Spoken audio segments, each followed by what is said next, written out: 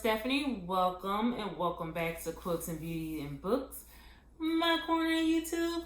I pray that you and your family are all doing well today and that you enjoy today's video. As you can see by today's title, I am wrapping up the month of July. I'm going to tell you guys, I thought I did it last month with my reading, but this month, I surpassed. I surprised my own self, okay? So we're going to go ahead and get my handy dandy calendar. Let me refer to it so I can tell you all the things that I've done for the month of July. We're going to go ahead and get started with the 3 books that I did use for my devotion. Yes, I said 3 books.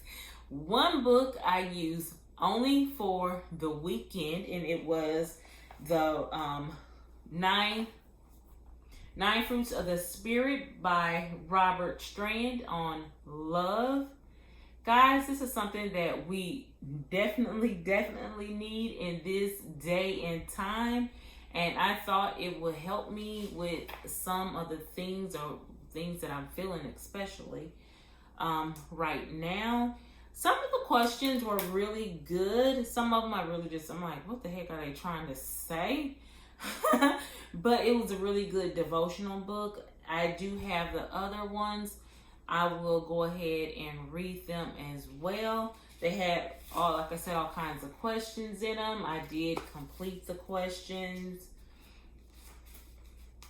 It was really good. It just touched on some of the things and ask questions about it along the way. So again, this was 9 Fruits of the Spirit, by a devotional series by Robert Strand, and this one focused on love. The next devotional book I did do was called Dr. Dog, and it was by M.R. Wells. Very cute. I love this book. This book touched on many people's lives who were not so much healed, but received a healing touch from God through the use of 4 little paws or 4 big paws in some of the cases were by dogs.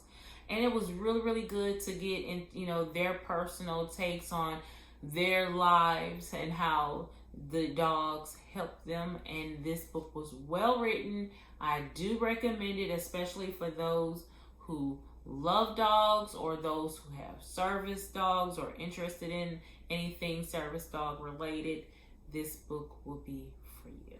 The last book that I used for the devotion was Anywhere Faith, Overcome Fear, Insecurity, and Excuses and Say Yes to God by Heather C. King. As you can see, I tabbed this baby right on up. I just tabbed all the prayers that were in here. I mean, she wrote some amazing prayers. This book did touch on things. I have a tab right here, and it helped me write down the things that she was talking about, like when you're in doubt, trying to hide, God knows everything, setting priorities, perfectionism. That chapter cut me real deep. Trusting God when we don't see Him. Lord, do I gotta stop being me to come to you? I mean, she touched on a lot. I wholeheartedly recommend this devotional book. It's really not a devotional book. It's just a Christian living book. It was really good.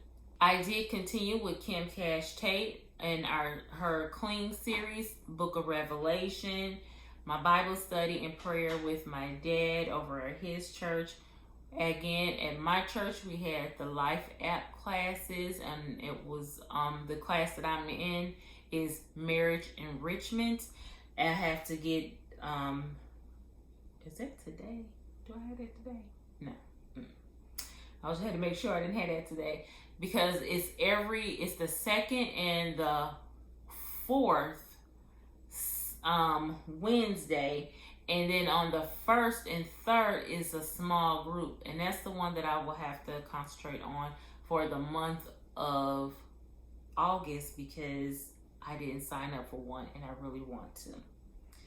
Let's see, what else did I do? I said the prayers and stuff like that, the Bible study, and I didn't have, and then my daughter and I started the book of Ecclesiastes. She has to read that for her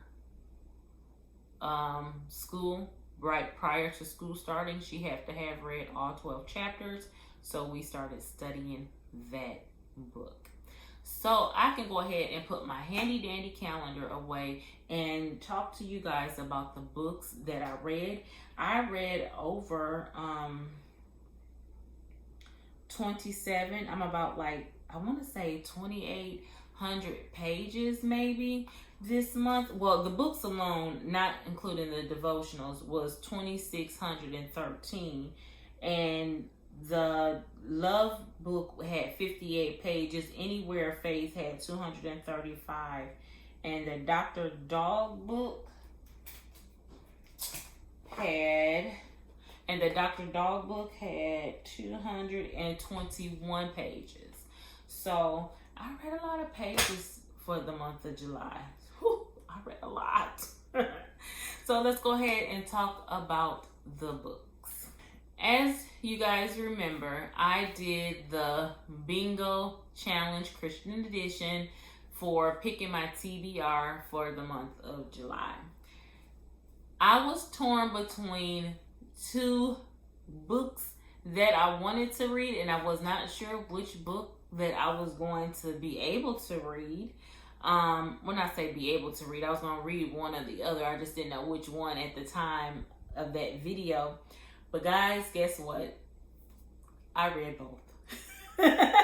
I did read both the Crimson Cord, Rahab Story by Jill Eileen Smith, and Thief of Corinth by Tessa F. Sharp. This book was really, really good. I did enjoy this book. I believe I gave it like a 4.5 on my Goodreads account. I really did like this book. No, I had a 4.75. I'm sorry, a 4.75. It was nothing really that could have made it any better to me. She was a young girl who had both parents, and she happened to see her dad sneaking out one day and all this kind of stuff, so she followed him or whatnot. And to kind of find out her father was a thief. Her mother split from her father, and she took her and her two brothers with her, and her mama was mean, her granddaddy was mean, and all that kind of stuff, and eventually caused her to run away to get back to her father. And this book carries you through that journey of her, one, finding herself, two, finding out more about her father, more about the relationships between her and her brothers, and and her mother. So this book touched on a lot of forgiveness. I mean, this book, and honestly,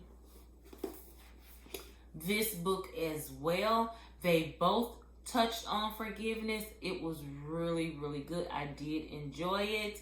I can't say this was like my number. It definitely would knock out my number one, but I do like Tessa F. Sharp as an author. I really, really do like her. She is definitely in my top 5. I want to say she's like number 3, because everybody know Kim Cash Tate is my number 1, and Francine Rivers. I think honestly Tessa comes second, and then Francine Rivers for me. So yeah, this book was really, really good. The next book I'm going to talk about is The Crimson Cord, and it is Rahab Story, Jill Eileen Smith. This, now, I don't believe, I have to look, I'm looking at my shelf. No, I have not read anything by Jill Eileen Smith before. She is new to me. Very, very well done. As you already know, I read the Rahab story by Tessa Afshar, and I'm like, at that point in time, after reading Tessa's, I knew for a fact I did not want to read any more Rahab stories. Well, I got this one, and I was like, well, I'll see, you know. And I thoroughly enjoyed it. It was almost on the same lines. Of course, it had to be because they both drew it from the Bible. But this story was really good. How she became a prostitute and how she met Salmon. I want to call him Salmon. How she met him and the Israelites and stuff like that. It was really good. Of course, she kept it true to the Bible. She did go a little bit in the history of why the how the rituals and stuff that they did, and explained a little bit more about it. So I was really, you know, thankful for that. But I highly recommend this book. The next book I will be talking to you guys about is Romanoff by Nadine Brandt. I'm telling you guys,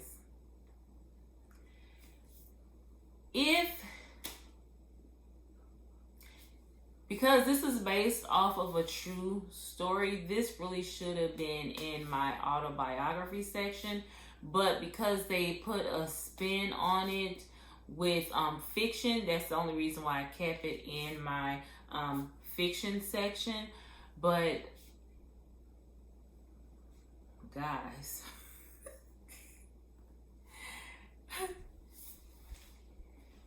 I was not, I repeat, not ready for this book because I didn't know anything of the Romanoffs. Now, only thing that I knew was the Disney version of, you know, Anastasia. Okay, so, and that was Disney. So it was all the nicey, you know, versions of everything. Haunted,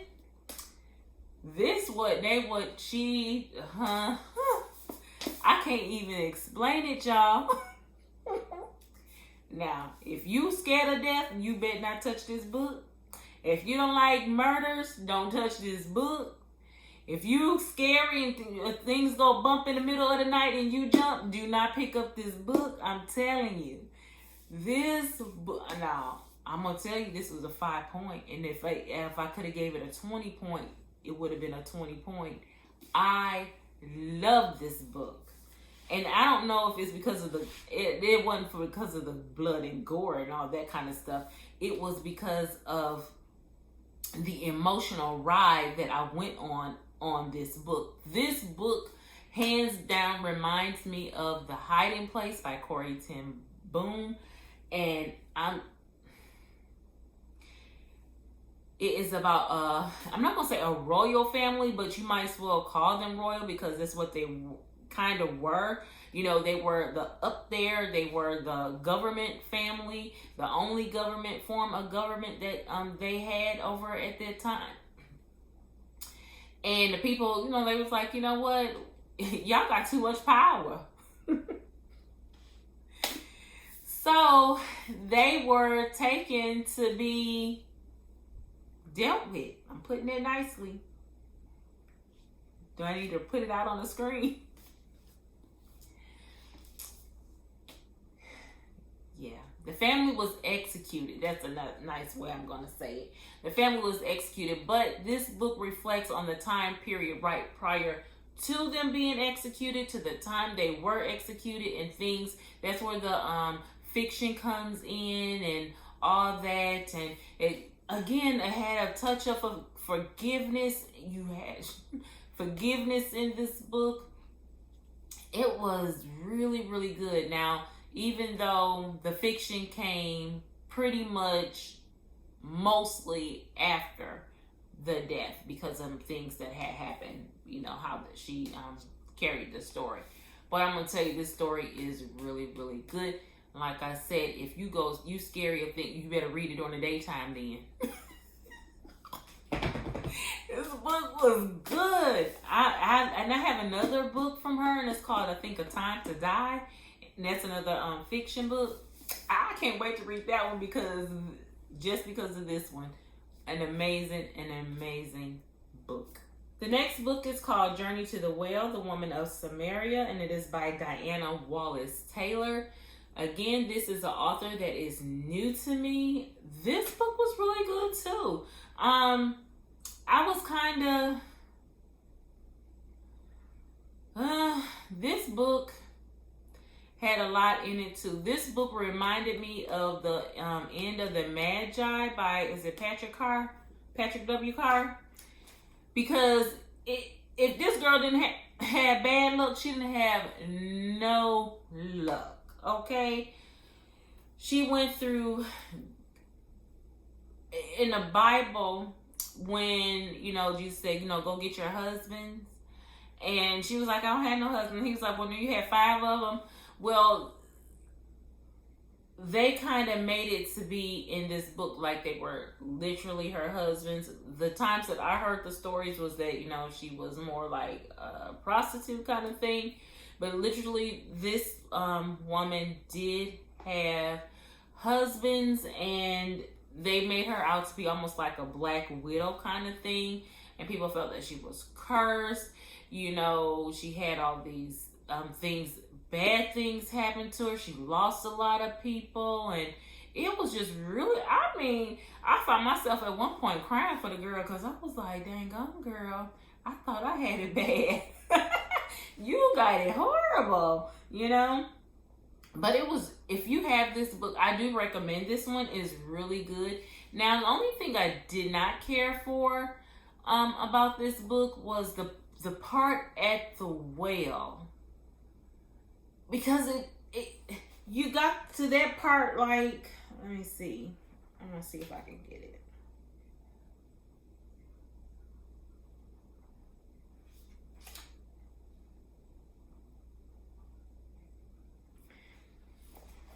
Only, I don't know if you can see it. See how small that is? Only that much of the book pertains to her being at that well. When she gets to the well and meet Jesus. Only that much. Only that much. Can you see that? Compared to all of this. And I was like, why did she do that? Now, granted, she kept having a dream about this guy who was wonderful, and how the feels that he gave her, and then all of a sudden he had disappeared and all this on her. But she was dreaming. But then all of a sudden, get to the well, and this is all I get. I was kind of disappointed on that part. But other than that, the book was good. I still recommend it. So that was this book. The next book I read was called A Long Time Coming. And again, this author is new to me, and it was by Robin W. Pearson.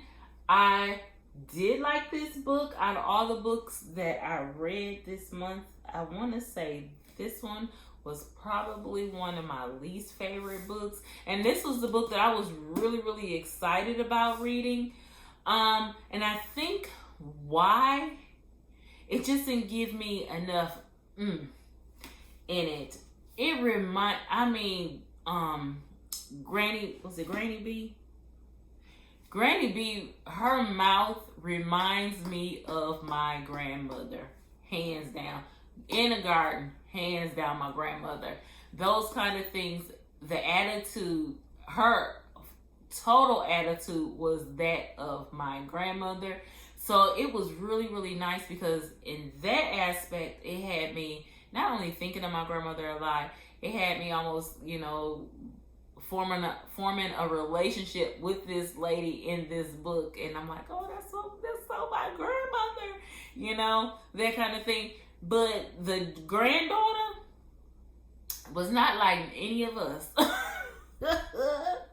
Because my grandmother, she carried a pistol, okay? We would have got shot doing some of the stuff that this girl did. But it was, other than that, the story was really good. It just, out of all the books that I read this month, they were like 5s and 4.75s.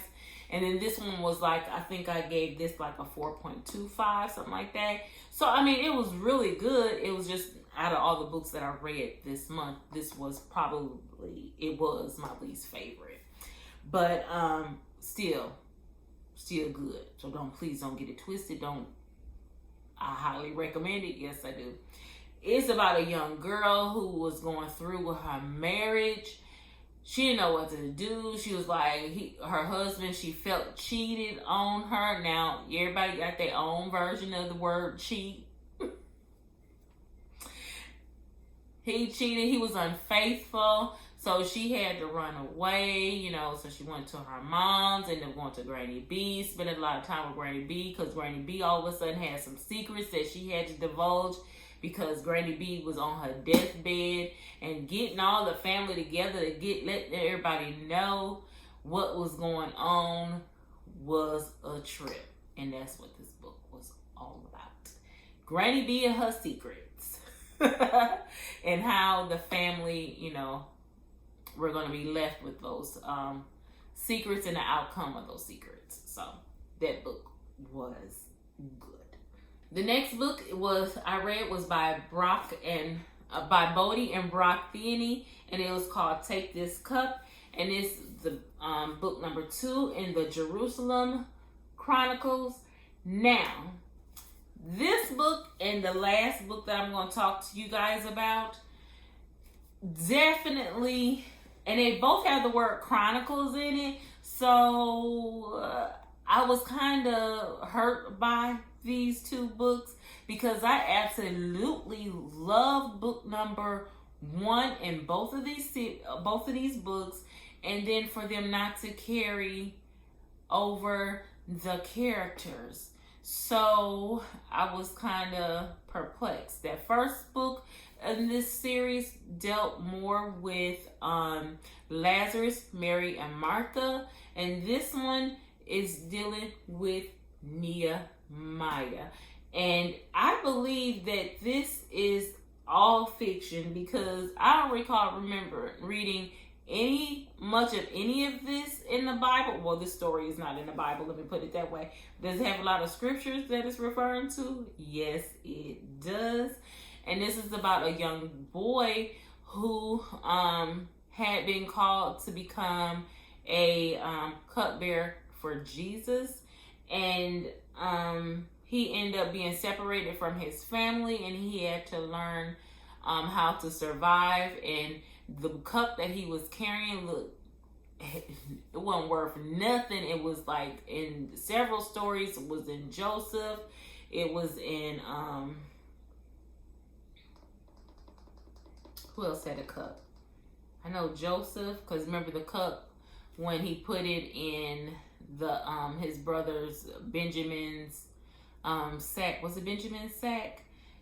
When the brothers sold Joseph into slavery and they came back and they stood before them because they were starving and stuff like that, and he said, go get your brother. And they came back with their brother and they all went away and they gave him grain and stuff like that. He said, here, put this cup in the youngest boy's saddlebag. And he confronted them then, and that's when he told them that he was their brother. So that cup was in that story. It was in another story, and I can't remember which story it was. But anyway, the cup came back, and it, of course, after all these years, it was damaged. I'm trying to see right away. We can see who had this cup.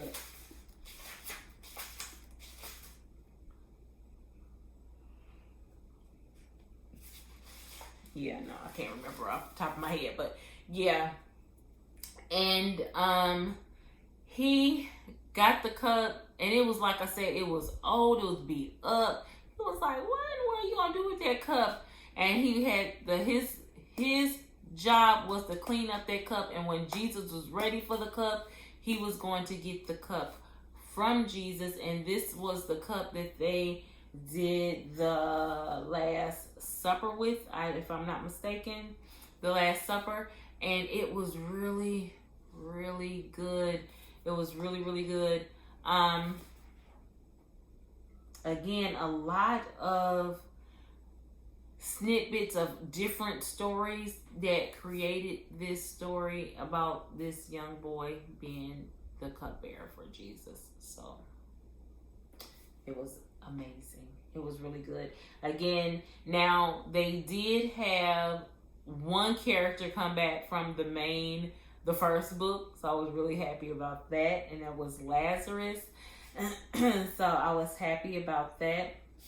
Yeah, it was the Lord's Supper. That's what it was for. The cup was for.